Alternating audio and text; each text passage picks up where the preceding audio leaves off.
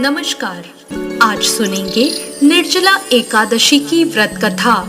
एकादशी का व्रत हिंदुओं में सबसे अधिक महत्वपूर्ण माना जाता है।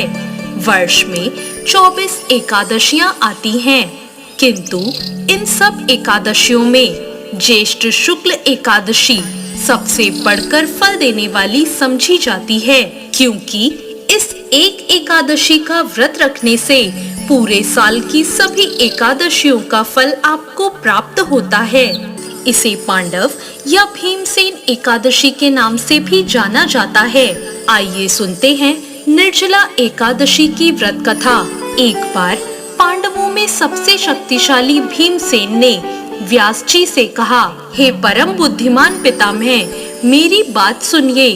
राजा युधिष्ठिर, माता कुंती, द्रौपदी, अर्जुन, नकुल और सहदेव ये सभी एकादशी को कभी भोजन नहीं करते और मुझसे भी हमेशा यही कहते हैं कि भीमसेन एकादशी को तुम भी कुछ नहीं खाया करो, परंतु मैं उन लोगों से यही कहता हूँ कि मुझसे भूख बर्दाश्त नहीं होती। मैं भगवान की शक्ति पूजा आदि तो कर सकता हूँ, दान भी दे सकता हूँ, परंतु भोजन के बिना मैं नहीं रह सकता। इस पर व्यास जी ने कहा, हे भीमसेन, यदि तुम नरक को बुरा और स्वर्ग को अच्छा समझते हो तो हर महीने की दोनों एकादशियों को अन्न मत खाया करो।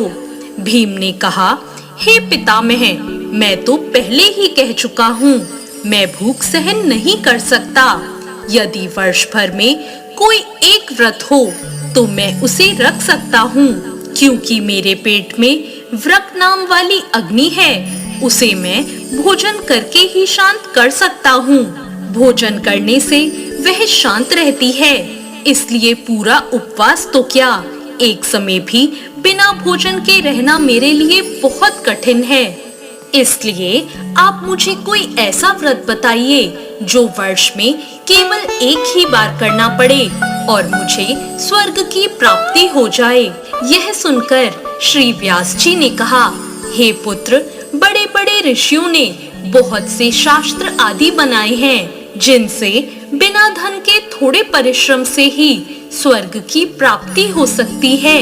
इसी प्रकार शास्त्रों में बताया गया है कि दोनों पक्षों की एकादशी का व्रत करने से मुक्ति मिल जाती है। श्री व्यास जी के वचन सुनकर भीमसेन नरक में जाने के नाम से भयभीत हो गए और कहने लगे, अब क्या करूं? माह में 2 व्रत तो मैं नहीं कर सकता, लेकिन पूरे वर्ष में एक व्रत करने का प्रयत्न मैं अवश्य कर सकता हूँ। इसलिए पूरे वर्ष में कोई एक दिन व्रत करने से मेरी मुक्ति हो जाए, ऐसा कोई व्रत बताइए।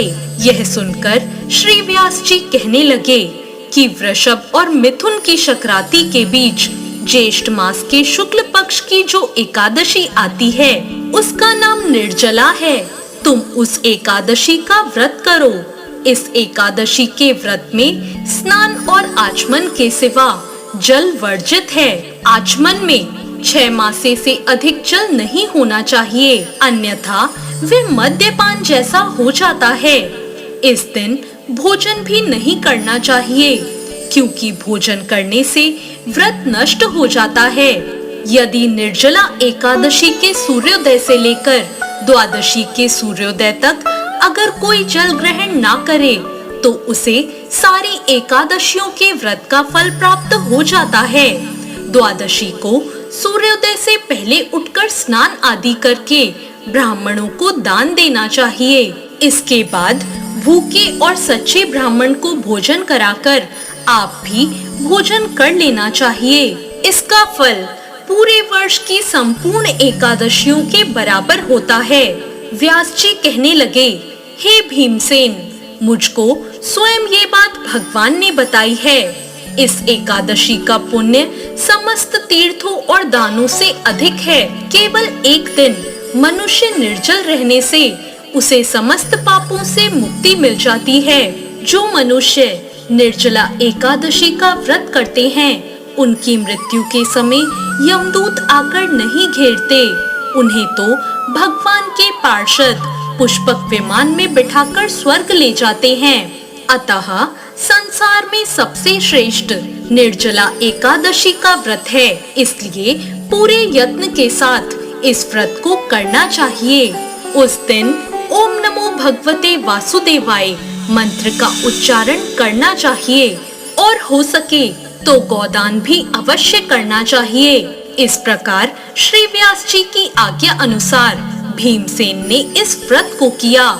इसलिए इस एकादशी को भीमसेनी या पांडव एकादशी भी कहा जाता है। निर्जला व्रत करने से पूर्व भगवान से प्रार्थना करें कि हे भगवान, आज मैं निर्जला व्रत करता हूँ, दूसरे दिन भोजन करूँगा। मैं इस व्रत को श्रद्धा पूर्वक करूँगा, अतः आपकी कृपा से मेरे सभी पाप नष्ट हो जाएं। इस दिन जल से भरा हुआ एक घड़ा वस्त्र से ढककर दान करना चाहिए। जो लोग इस दिन यज्ञ आदि करते हैं, उनका फल तो वर्णन ही नहीं किया जा सकता। इस एकादशी के व्रत से मनुष्य विष्णु लोक को प्राप्त होता है।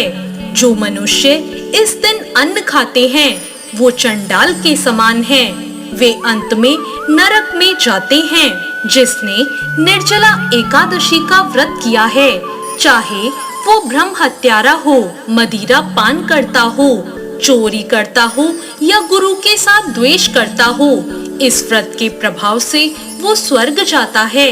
श्री व्यास जी ने कहा, जो पुरुष या स्त्री इस व्रत को श्रद्धा पूर्वक करते हैं, उन्हें सबसे पहले भगवान का पूजन करना चाहिए, फिर गोदान करना चाहिए और उसके बाद ब्राह्मणों को मिष्ठान व दक्षिणा देनी चाहिए।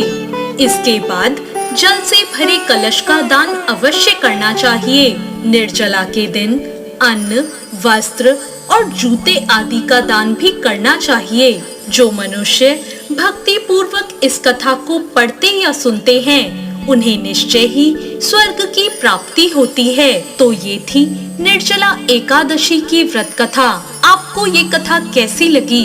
कमेंट बॉक्स में जरूर बताएं।